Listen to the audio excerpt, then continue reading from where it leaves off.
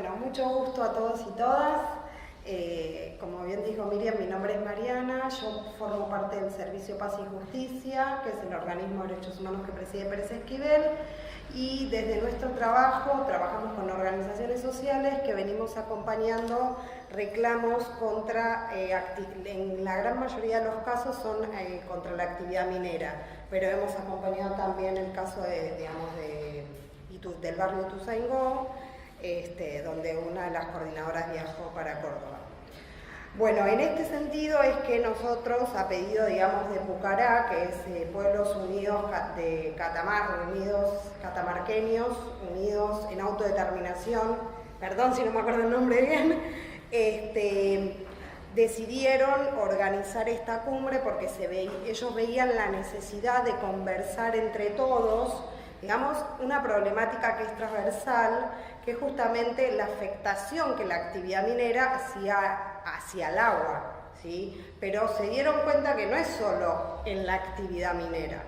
Entonces, a raíz, digamos, de la organización del evento, nos pidieron si nosotros podíamos acompañar en la convocatoria y es como nosotros de esta forma participamos del encuentro de la Cumbre Latinoamericana del Agua para los Pueblos. Y ahora también les voy a explicar un poco en la explicación, digamos, del PowerPoint en cuanto a lo que tiene que ver con el derecho ambiental, por qué la cumbre se llamó, más allá de latinoamericana, del agua para los pueblos, ¿sí? Entonces, bueno, el sistema, yo soy abogada, voy a empezar, digamos, hablando de mi marco con las herramientas que nosotros siempre nos manejamos, y para eso el sistema jurídico es, digamos, la base, ¿sí? Y cómo está organizado. Entonces, en este PowerPoint voy a tratar de explicar, sobre todo nos vamos a manejar con los principios tanto de la Constitución Nacional y con el segundo escalón, que son las leyes nacionales vinculadas específicamente con la protección ambiental. Vamos a trabajar sobre dos leyes, pero en la presentación están todas, ¿sí? Una de ellas es la de la Ley General del Ambiente y la otra es la Ley de Acceso a la Información Pública Ambiental. El que sigue, por favor. Bueno, acá lo primero que vamos a encontrar es el artículo 41. Esto ustedes se lo van a llevar, ya se lo van a dejar, lo van a colgar que tienen un blog. En el artículo 41, en el primer párrafo, ¿sí? Lo vamos a dividir por párrafos.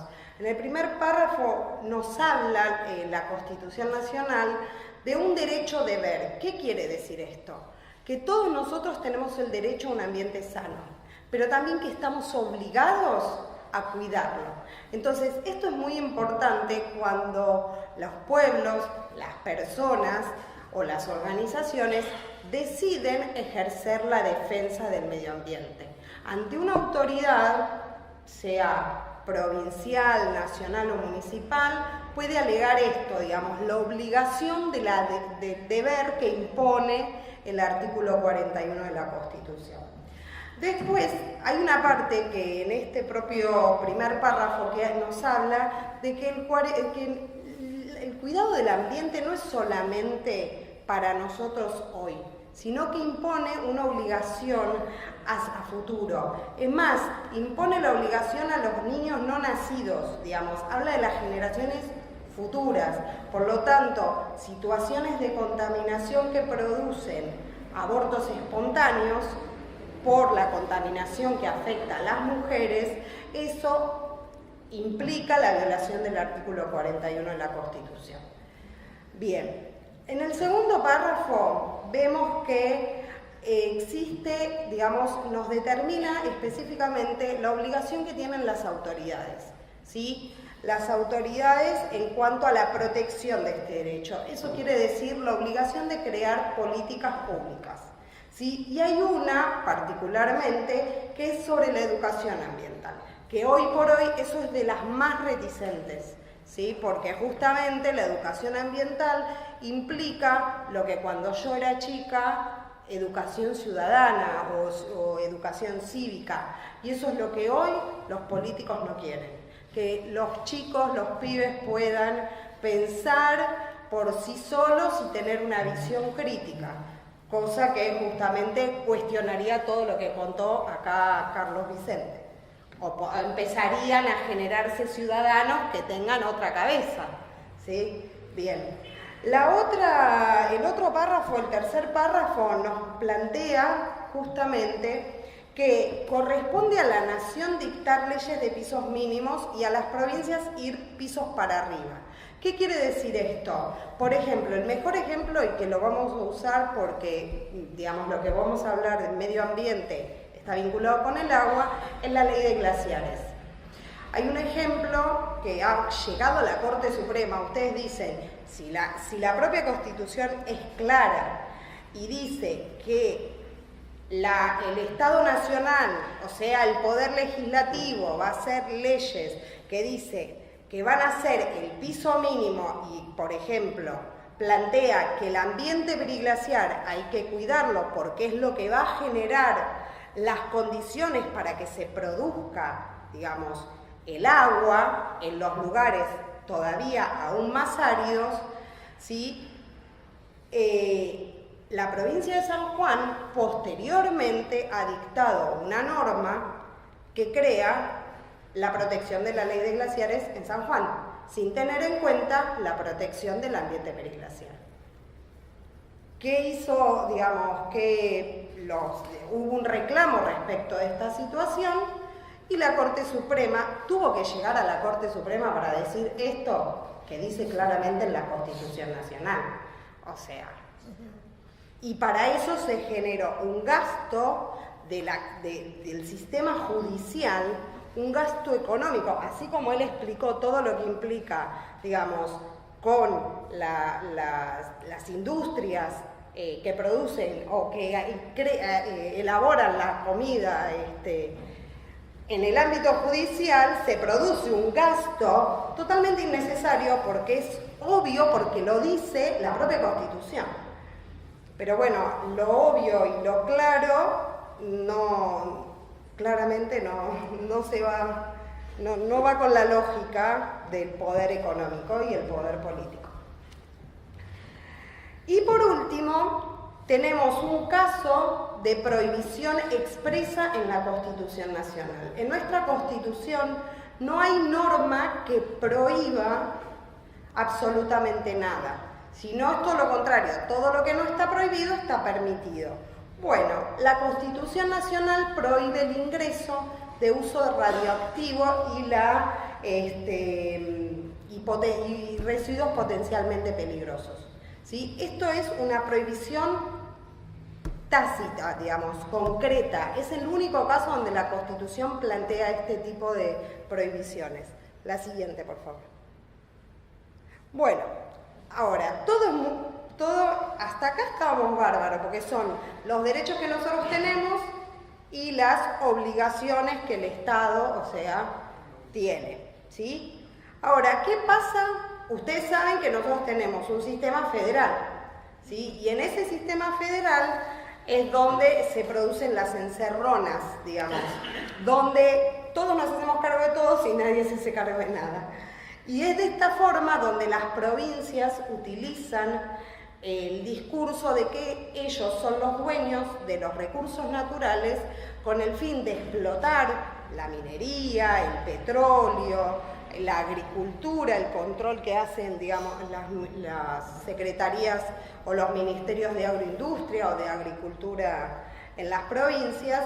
Entonces, frente a esa situación, según las provincias y el federalismo, se vería de alguna manera mermado o limitado el otro derecho, el artículo 41 de la Constitución. En este sentido, lo que siempre les cuesta entender a los funcionarios provinciales es que no hay derechos absolutos. Y, en segunda medida, es que la República Argentina ha suscribido una cantidad de tratados internacionales donde ellos, como provincias pertenecientes al Estado Nacional, están obligados a cumplirlos. O sea, no saben la cantidad de veces que me ha pasado estar con funcionarios en la provincia de Catamarca y preguntar, yo estoy en la República Argentina, ¿no? O sea, tener que preguntar lo obvio, pero es así. La siguiente, por favor. Bueno, en este sentido, hablando de la República Argentina, la Argentina suscribió todos estos tratados internacionales. La Declaración Universal, la Declaración Americana, la Convención Americana, el protocolo, protocolo vinculado a la Convención Americana en materia de derechos económicos, sociales y culturales, el Pacto Internacional de Derechos Económicos, Sociales y Culturales, que a esto me voy a referir, la Convención de los Derechos de los Niños, también la eliminación, el pacto, la Convención contra la eliminación de todas las formas, siguiente por favor, de todas las formas, que ahí no lo puse, de todas las formas contra las mujeres. Pero en la Convención Americana, que seguramente ustedes habrán escuchado hablar en algún momento de su vida, que se lo suele llamar el Pacto de San José de Costa Rica, porque se firmó en San José de Costa Rica, dice en su primer artículo que los estados se van a obligar, ¿sí? O sea, el Estado que forme parte del pacto, ¿no? Por lo tanto, la Argentina forma parte del pacto. El Estado argentino se obliga específicamente a respetar los derechos, libertades reconocidos, garantizar, su libre y pleno ejercicio dentro de nuestro país. Por lo tanto, o sea, si la propia convención en su protocolo reconoce el derecho a la salud, ¿sí? Y si yo tengo una actividad que afecta el nacimiento del agua, claramente estoy violando ese derecho a la salud. Entonces ahí es donde empiezan los problemas. Siguiente, por favor. Bueno, en este sentido también la Convención Americana, la Convención de la Eliminación de todas las formas ha determinado en un artículo, ¿sí? en el artículo 14, en el segundo párrafo, específicamente el derecho que tienen las mujeres a gozar de una condición de vida adecuada, ¿sí? Y particularmente lo que hace al abastecimiento del agua. También hace lo propio, lo correspondiente a los derechos de los niños, ¿sí? En cuanto al derecho del agua, el acceso al agua en calidad salubre. Siguiente. Y ahora llegamos a la observación. Antes yo les había nombrado el Pacto de Derechos Económicos, Sociales y Culturales. ¿Por qué? Y también podemos hacer referencia al derechos civiles y políticos. En su artículo 1, ambos tratados, ambos instrumentos internacionales, hacen referencia al derecho a la autodeterminación en el uso de los recursos naturales.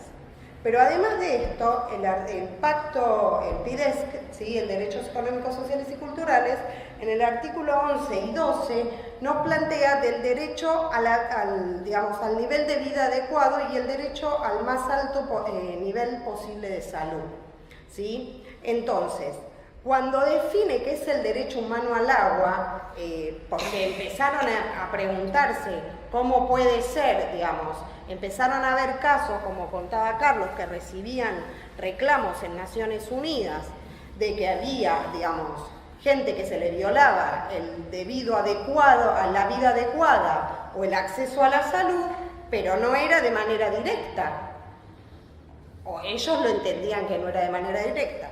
Entonces, frente a esa cantidad de casos, tuvieron que hacer una interpretación, por eso es que se emitió, el comité emite la observación general número 15, en la que dice que el derecho humano al agua tiene que ser suficiente, saludable, aceptable, físicamente accesible y asequible. Suficiente quiere decir que el abastecimiento del agua tiene que ser suficiente para una persona, continuo, de uso personal y doméstico. Se toma de base lo que plantea la Organización Mundial de la Salud, que es entre 50 y 100 litros de agua por persona y por día para garantizar que se cubran las necesidades más básicas que surgen, de las preocupaciones en materia de salud. ¿Sí? O sea, ¿saben lo que es 50 a 100 litros por día? Y a eso hay que sumarle la cantidad de agua que se usa para los cultivos, que también otro tanto. Yo ahí no sabría medirlo, pero... El 75% del agua potable en el mundo se usa en la agricultura. Bueno, si a los 50 o a 100 litros le sumamos esto, imagínense. Saludable, ¿qué quiere decir? Que el uso doméstico debe ser saludable, que hay una obligación del Estado de que tiene que ser libre de microbios, no tiene que estar contaminada, tiene que estar, digamos, totalmente pura, cristalina debería ser, ¿sí? Bueno, la Organización Mundial de la Salud ha generado unos parámetros respecto de estas circunstancias. De ahí debe tomarse cuando es específicamente saludable, pero saludable se verifica con un laboratorio, ¿sí? Aceptable, que quiere decir que sea inolora, que sea incolora, que no tenga sabor, ¿sí? Físicamente accesible, que sea, por ejemplo, a las mujeres rurales no puede estar más de 1000 metros de distancia, o en su defecto en tiempo no puede ser más de 30 minutos, digamos, el acceso al agua en tiempo. Este es un ejemplo muy claro para las comunidades indígenas o para los campesinos. Y asequible es que, por ejemplo, en un servicio de red de agua potable no puede superar el 3% del costo, digamos, del monto de lo que las personas ingresan en un hogar, ¿sí? Siguiente, por favor. Bueno, esas son todas las leyes ambientales que existen en Argentina. La Ley General del Ambiente, que nosotros vamos a trabajar sobre esa, la gestión de residuos integrales, la de presupuestos mínimos del PVC, la de régimen de gestión del agua, del derecho a acceso a la información pública, el régimen de acceso a la información pública ambiental, la gestión de residuos domiciliarios, los presupuestos mínimos de protección de bosques nativos, los presupuestos mínimos de protección del ambiente para el control de las actividades de quema y territorio, lo que es el plan de incendios, y la protección de presupuestos mínimos de glaciares y ambiente periglacial. La gran mayoría de estas leyes se produjo por iniciativa de la propia sociedad civil y, como dijo Miriam, por la lucha, porque ningún derecho es regalado. La Constitución Nacional Argentina es una de las constituciones más protectoras, más estudiadas en el mundo de la cantidad de derechos que nosotros tenemos. El tema es que si no las ejercemos y por lo tanto no estamos empoderados para poder ejercerlas, claramente, digamos, es letra muerta. Entonces, por eso es importante que todo el mundo conozca la Constitución. A veces el derecho parece medio en volante, pero la verdad es que es una herramienta fundamental, ¿sí? Siguiente, por favor. Bueno, entonces vamos específicamente a la Ley General del Ambiente. En su artículo 4, ¿sí? La Ley General del Ambiente va a definir lo que es el ambiente y va a determinarnos algunos principios. Ahí están todos más o menos los que corresponden, pero nosotros vamos a hacer base en dos.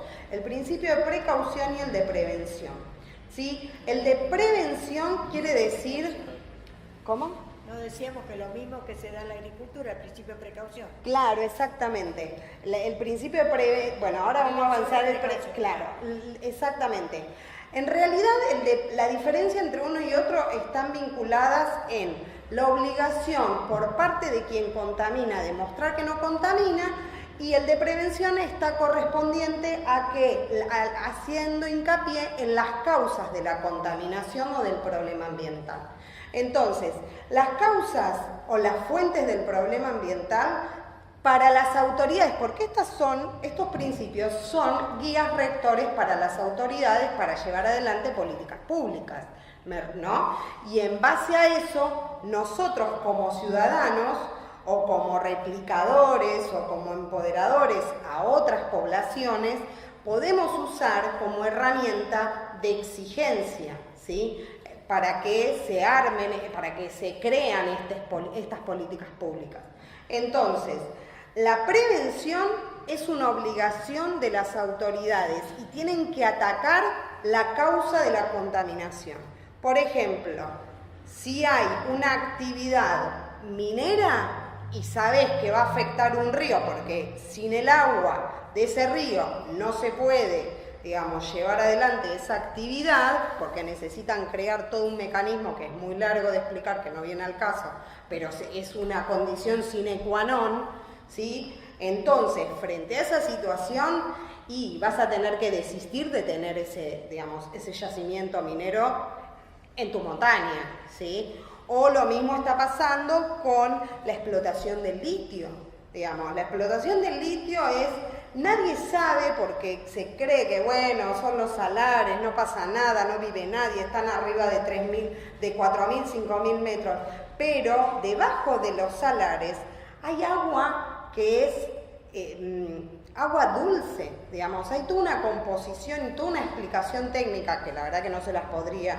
realizar, pero sí me ha explicado una ingeniera ambiental que hay toda una diferencia, ¿sí?, entre lo que es el agua que se concentra en la parte superior, que tiene una capa muy grande, y todo lo que es el río subterráneo debajo de esos salares. Entonces, ese agua subterránea, que no lo ve arriba, porque obviamente es todo a sal, en unos kilómetros más abajo, como dicen los que viven en la montaña, en unos kilómetros más abajo, eso aparece en un río, brinda o es un riacho que, digamos, que riega una finca y que de ahí se puede hacer un nogal o un viñedo, como pasa en Tinogasta. Tinogasta es uno de los lugares, digamos, en Catamarca con mayor producción de viñedos, y ellos están amenazados por la actividad, digamos, de Q3, de una empresa minera canadiense, de capitales canadienses, que también, o sea, y están desde donde está el yacimiento y pueden estar unos 70 kilómetros, pero aunque estén a 70 kilómetros, eso no implica, a ellos no les garantiza que no los vaya a pasar nada. Por eso el pueblo de Tinogasta y de Fiambalá están movilizándose por este tema también. Y cuando las autoridades dicen, pero el litio es el oro del día de mañana, es el petróleo, nos va a salvar. Ahora yo me pregunto, ¿el derecho de muchos tiene que ser a costa del derecho de unos pocos? O sea, siguiente, por favor. Bueno, y el principio precautorio es cuando existe una potencialidad de daño, ¿sí? Y quien debe probar que no contamina es la propia empresa. Por ejemplo, en el caso de esta empresa Q3, tiene que probar con estudios científicos, digamos, de extremada calidad, ¿sí?, y tratar de agotar la cantidad de estudios para poder demostrar que no contaminan y que no producen una afectación al ambiente. Siguiente, por favor. Bueno, es el principio de progresividad, el principio de la responsabilidad, de la subsidiariedad, y hay uno, el que le sigue, sí, bueno, el de la cooperación, como justamente nosotros tenemos este sistema federal de principios mínimos, hay una obligación de cooperar entre nación, nación, provincia y municipios. El principio de solidaridad, esto también, digamos, la nación tiene que ser solidaria con las provincias. Bien, oye, bueno. Además de estos principios, hay en esta ley una obligación, ¿sí?, que determina a las autoridades, pero esa, digamos, obligación de las autoridades se convierte en un derecho de la población. Y acá vamos a retomar algo que dije cuando hablamos de los tratados internacionales, que hablé de la autodeterminación, ¿sí? que es que digamos, hay una obligación de que ante cualquier actividad, ¿sí? Cualquiera, una petroquímica, una minera, por ejemplo, esto que quieren hacerlo de las semillas, deberían hacerlo también, consultar a la población. Cualquier actividad económica potencialmente que cause posibles daños al ambiente, es obligación del Estado, de las autoridades, de los funcionarios públicos, en todo trámite administrativo, consultar a la población, ¿sí? Por ejemplo, en caso, digamos, de una actividad minera, al pueblo de ese lugar. En caso de la ley de semillas, a todos los afectados que podrían, o sea, todos los campesinos e indígenas en este país. ¿Consulta o informa? Bueno, ahí está el kit de la cuestión. La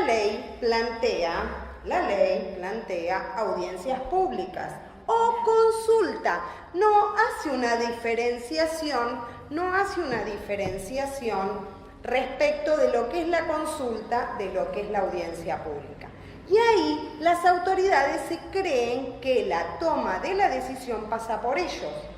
Cosa que, de acuerdo a lo que yo les planteaba antes, que nosotros tenemos un tratado internacional de derechos humanos que dice que la autodeterminación pasa por los pueblos. Entonces, esta norma viene a como explicar lo que dice el tratado internacional, pero la aplicación de esto no puede ser nunca violatorio de lo que dice el tratado internacional. ¿Por qué? Porque las normas, ¿se acuerdan que yo les expliqué que es un triángulo? Entonces, como es un triángulo, la base inferior no puede estar contradictoria con lo de arriba. Entonces, la participación ciudadana acá es fundamental. Y la única forma de poder defender cualquier bien común, cualquier bien social, es con la participación ciudadana y ejerciendo la autodeterminación. Bueno, ¿y cómo una persona o un grupo de personas o una población puede participar si no tiene información? Entonces, una cosa está vinculada con la otra, digamos, son de condición sine qua non una con la otra, ¿sí? Entonces, para eso, en Argentina existen dos leyes. Una que es la específica, que es la 25831, y la otra es la Ley de Acceso a la Información Pública más genérica. Pero estos son herramientas donde van a estar determinadas las obligaciones del Estado. Por ejemplo, en esta solamente el obligado es el Estado y las oficinas del Estado que lleven adelante autorizaciones de actividades potencialmente que afecten al medio ambiente o que contaminen el medio ambiente. Pero la ley de acceso a la información, la otra, no la ambiental, no solamente genera obligación en los funcionarios, digamos, que llevan el control ambiental, tanto nacional, provincial o municipal, sino que también hace a las empresas obligatorias, a las empresas de los servicios públicos, por ejemplo, ¿sí? O todo tipo de empresa que maneje recurso público, ¿sí? Por ejemplo, lo del banco de alimentos estaría obligado a dar cuenta de lo que se hace a través de la Ley de Acceso a la Información Pública, no la pública ambiental, ¿sí? Siguiente. Vamos a tenerlo en cuenta, se lo vamos a tirar a los abogados. Perfecto. Marcos me va a matar. Bueno, ahí explica, digamos, quiénes son las personas, los requisitos. Bueno, igual yo todo esto se los dejo. Siguiente. Bueno, los sujetos obligados, el plazo para responder es de 30 días. Si no se responde, hay que presentar un pronto despacho. Bueno, cualquier trámite administrativo, o sea, común y corriente, funciona igual. Siguiente. Y acá van a ver, yo les dejo, ¿sí?, anotado las leyes en todas las provincias. Van a ver que hay provincias que no tienen leyes integrales de protección del ambiente, por ejemplo Formosa o Entre Ríos. La provincia de Catamarca solo tiene el ordenamiento territorial de bosques nativos, pero bueno, es una forma de ir, cada población va a tener que ir peleando la creación de una ley específica en la protección del ambiente. Bueno, y por último, sí, para ir cerrando, justamente la normativa local o municipal siempre puede ampliar derechos, ¿sí? Nunca puede ir en retroceso. Y es más, puede tomar los principios del derecho, digamos, internacional de los derechos humanos como fundamento de la ampliación de los derechos, ¿sí? Y pasamos, en base a toda esta explicación, es que se deja, digamos, estaríamos abandonando el paradigma del antropocentrismo o del etnocentrismo para posicionarnos justamente ante la afectación al medio ambiente. Ya es no solamente la afectación al ambiente, sino la afectación a la vida, digamos, de las personas en relación, que tienen un vínculo en relación con el ambiente, y este concepto, digamos, lo tomamos de la gente del pueblo Andalgalá, que a raíz de los delitos de lesa humanidad empezaron a hablar de delitos de lesa naturaleza. Muchas gracias.